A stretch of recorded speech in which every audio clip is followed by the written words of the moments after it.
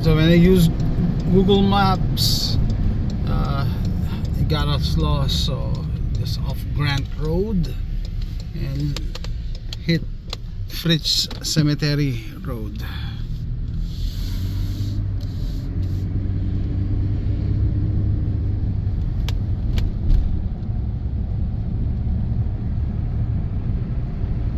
Okay, at the end of the road, there you go. This is our campsite slash cemetery, Fritz Park. So this is the family cemetery of the Fritz, and I think they donated it to the county, but I don't know how you can camp here, only by special permit.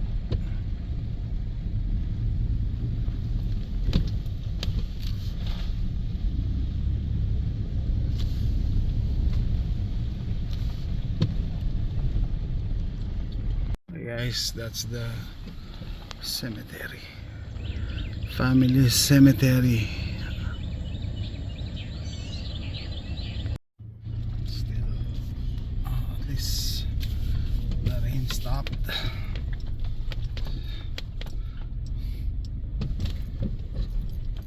Another look. What is that?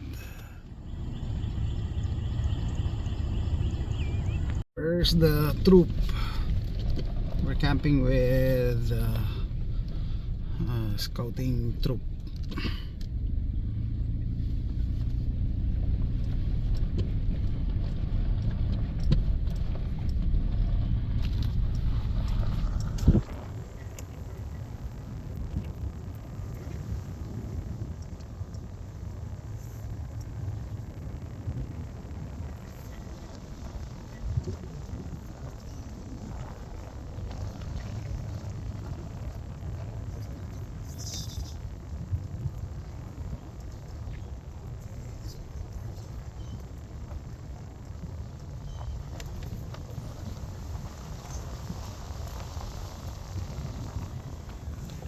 PJ, oh yeah, kids. The kids are here. Oh, this is where we park. Okay, that's the campsite.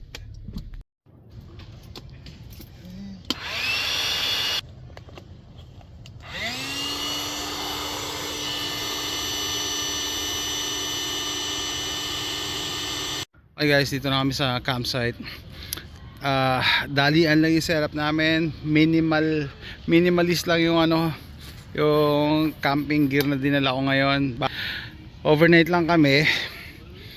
Tapos tomorrow, Sunday morning, takbo kami ng Beaumont, Texas, kasi may Christmas party yung pamangkin ko. Sama kami doon. So ang dinala ko ito, Coleman Highland 4P. So I think 4-person tent to. Tapos hindi na ako nagdala ng cot, airbed lang. Power bank, ayan, power bank. Hindi ko na alam kung ilang beses ko to nagamit. Sulit na to. 500 watt hour patayin ko. Tapos air pump, ayan, unan, kumot, damit namin just in case mabasa. May pamalit kami. Tapos yun nga, sleeping bags. May isa pa dun sa car just in case lumamig talaga. So ito lang dinala kong water. Tapos ito yung mga ilaw namin mamayang gabi. Okay, bakit ito lang dinala kong tubig? Kasi group camping to. Nag-contribute kami ng $30, $20 per adult, $10 sa bata, para may breakfast at saka dinner. So yung lunch kanya-kanya, pero nagdala ko sausage, so ihawin ko doon sa campfire. Okay guys, so this is our setup. Just a minimalist setup compared to my previous camping gear that I usually bring. The Coleman Highland 4P. This is a 4-person tent. So I brought an airbed because tomorrow morning, Sunday, we're gonna leave early to attend a Christmas party in Beaumont, Texas. My 500 watt hour power bank, sleeping bag, our lights for tonight, and this is the only water that I brought, and some water bottles inside the cooler in the car, the expedition, because this is a group camping. We paid 20 bucks for throw it, okay, 20 bucks per adult and $10 for kids. So we have breakfast and dinner. For lunch I'm gonna cook sausage over there, so in the campfire. So this is our group.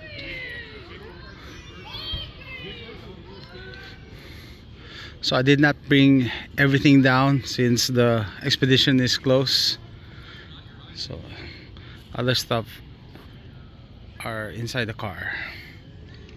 Okay guys, late na kami nakarating dito, late na kami nakaalis, naligaw pa ako. Second time ko na dito sa lugar na to. I think it was 3 years ago. Tapos nung ginamit yung Google Maps, naligaw ako. Mas maganda pa wag gamitin yung Google Maps eh. Dinala ako sa ibang lugar kasi etong ang Fritz, sila yung mga sinaunang tao dito, ng mga Germans na nag-immigrate dito. Malalaki yung lupain nila, so etong area na to sa kanila to, ginawa lang nilang cemetery ng pamilya nila. And kakain na, nabutan pa namin yung breakfast, yay. Kala ko late na kami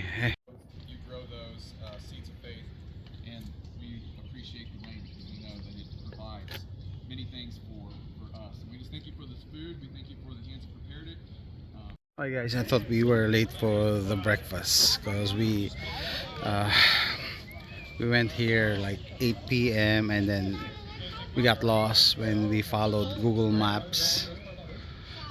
So this is my second time this is our second time going here, but when I used Google Maps, it brought me to, I think, one of their properties, the Fritz family. So it's breakfast time.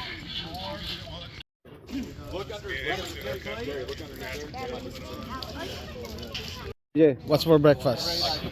Pancakes, Sausage, egg, and pancake. Look at me.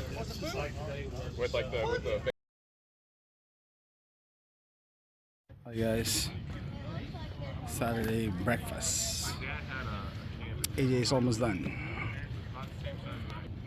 Hi guys, fire is going. I brought some firewood that I cut myself from the house because everything here is wet. Everything is wet because it rained last night. Hi guys, mag-alas 12 na, magla-lunch na, no, and dumidilim. So ginawa ko, pumunta ako sa expedition, ginawa ko yung extra. So kung may extra tarp kayo, malaking bagay yan. So kung hindi kayo bumibili ng mga mamahaling tent, Coleman actually hindi yan mamahalin eh. At saka usually in-sprayan ko to ng silicone, pero hindi ko to in-sprayan. Mas maganda extra tarp. May ibang campers, yung mga social, ayaw na may mga tarp kasi ang pangit daw tignan, pero this thing works. Imagine an extra layer of protection yan sa tubig.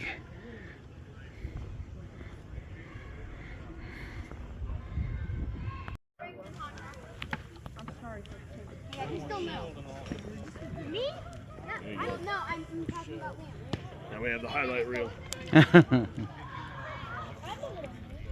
Okay guys, time check 12:45 p.m. Nagpe-prepare na sila ng lunch. So lunch, meron pa ng lunch. Kala ko hindi kasama yung lunch. Lunch is burgers and hot dogs. Nag-grill sila. Oh, what are you eating? Did you prepare that? What's that? That's cheese. Grilled cheese? They have burgers, hot dogs. You like it?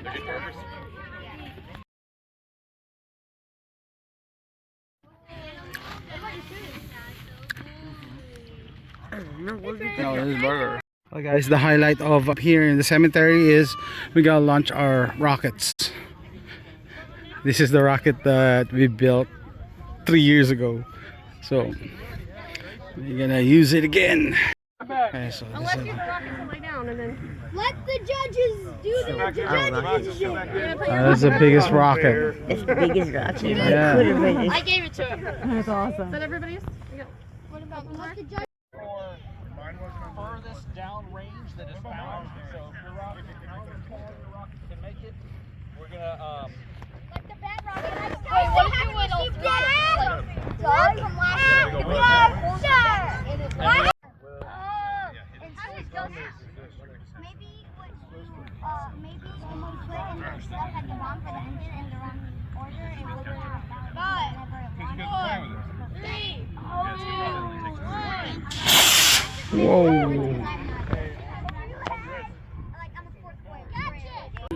Yeah, I don't want divers that on it. we also have Oh, we got them. We're keeping our fingers crossed. Our rocket is old.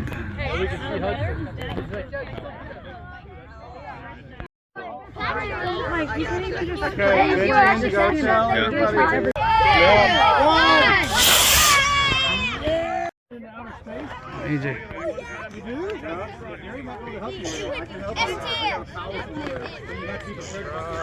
You won't see more fresh.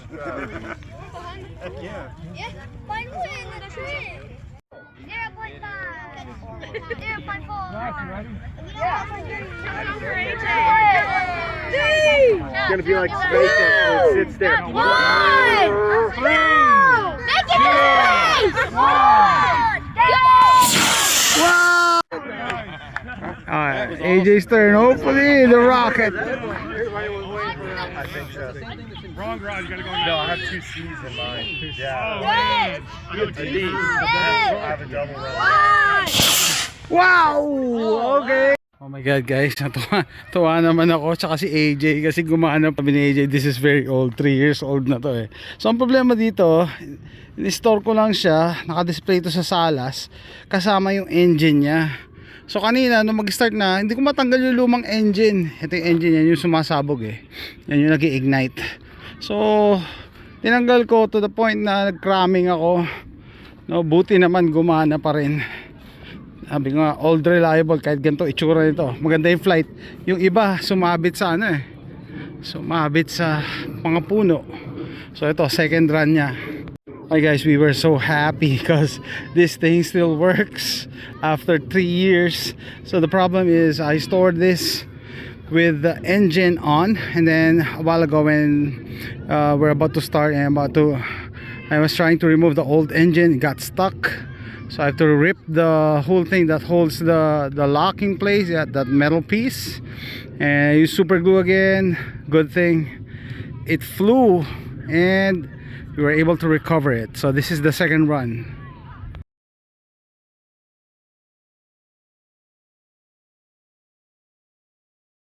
Alright guys, the rocket launch is done and we're just resting and then maybe prepare dinner later.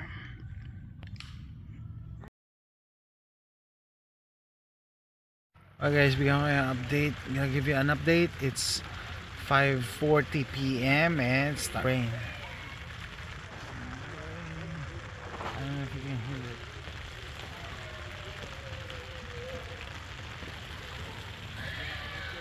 Okay guys, time check, it's 7 p.m. and it's raining. See that there is almost no waterproofing in this Coleman tent.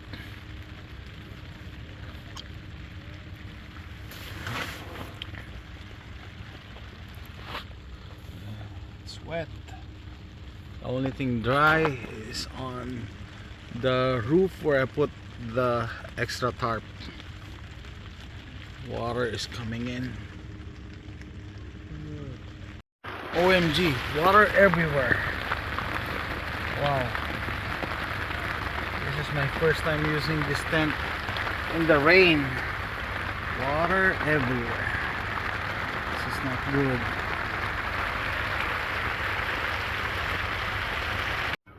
Okay guys, ito yung ginawa ko. Yung canopy na maliit, mula yan sa taas, in-slide ko na dito sa isang side lang. Tapos pumunta ako sa expedition kinuha ko yung ano ko, canopy ko na portable. Yan, ginawa, pinatong ko ulit. So isang side yung blue, isang side yung canopy. Yan, kita nyo maganda yung waterproofing nito. Pang ano talaga siya, pang rain hanggang sa likod. Yan, swerte pa rin kami. Yung iba nga pumasok na sa mga kotse nila eh, no? May umalis pa yata eh. Yan, so pwede na kami matulog dito. Pag hindi pa talaga, sabi ko sa kotse na kami matutulog eh. Oh, I just realized the poles are in here, but I think it's better. This setup is better. No way for water to get in, especially at the back. Just slides down. Okay guys, bigyan ko kayo ng update, no? So effective yung maliit kong tarp na blue na doon sa kabilang side, tapos dito naman sa kabilang side at saka sa likod yung folding canopy ko, portable canopy. Yung front dito ako tumutulo, tagusan talaga. Wala talagang waterproofing tong Coleman na to. I know, hindi ako nag-expect pero nagulat na ako talaga, ni katiting. Talagang tagusan yung tubig. So ang ginawa ko, bumalik ulit ako sa kotse, kinuha ko yung ano ko, picnic mat. May picnic mat ako doon, hindi ko inaalis. Ayan yung kulay green. Papakita ko na lang bukas paano yung ginawa kong setup. Kasi dito yung tagas eh.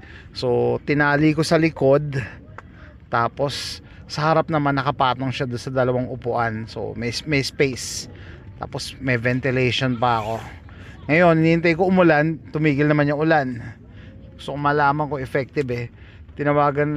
Sabi niya na sa kotse na lang kami matulog sa expedition.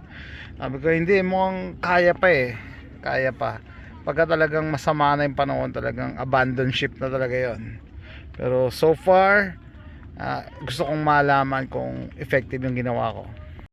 Okay guys, we're about to go to sleep. It's 11 p.m. Look at the moon.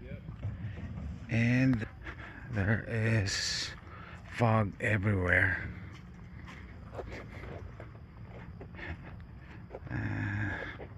And this is a cemetery.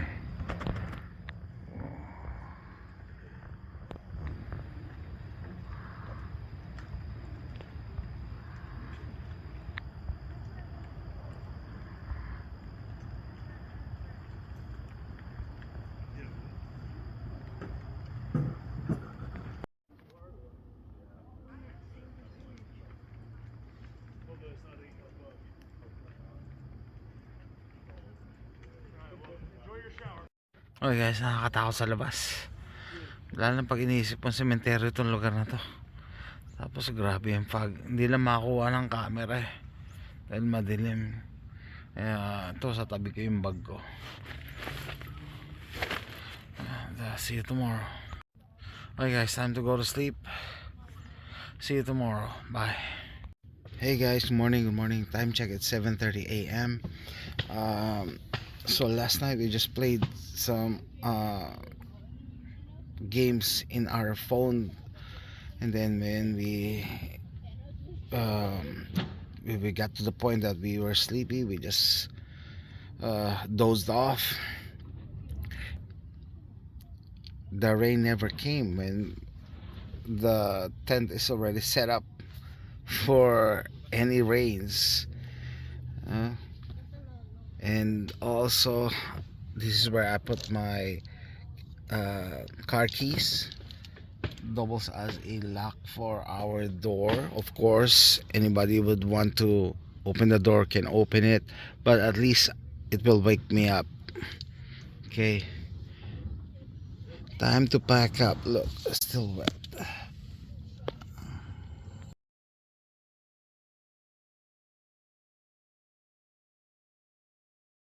Okay guys, so ito yung setup ko, no?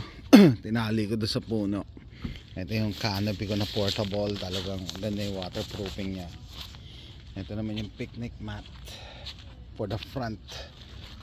It channeled the water here papunta dito. Kaya talaga 360, walang tubig. Okay. Tali lang dito. Pwede pa naman tong tent na to. I-sprayan ko lang ng silicone. So next video ko gagawa ko ng waterproofing Hindi nyo kailangan bumili ng mamahaling tent na waterproof, water resistant. Kaya ng spray yan. Okay guys, time to go. Let's switch to 4A.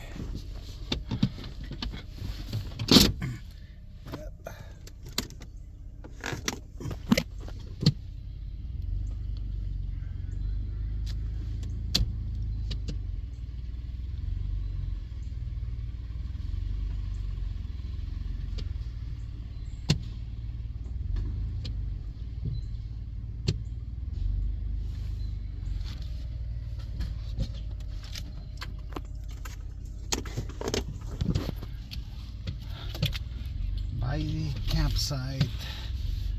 I think this is our last time camping here, because I think this is our last time that AJ is gonna be joining the Trail Life for winter camping.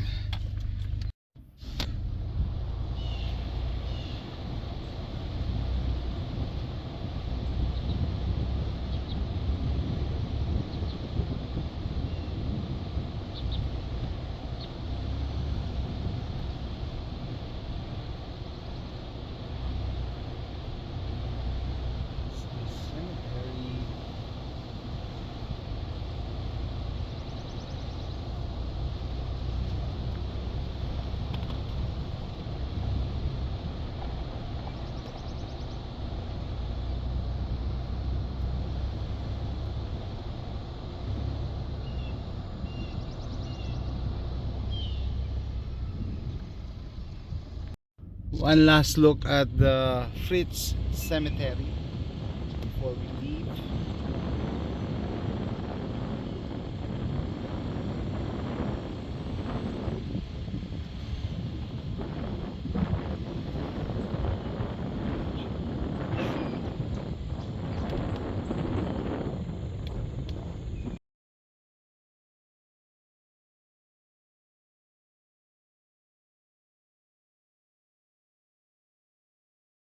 Okay, so why you can't just camp here?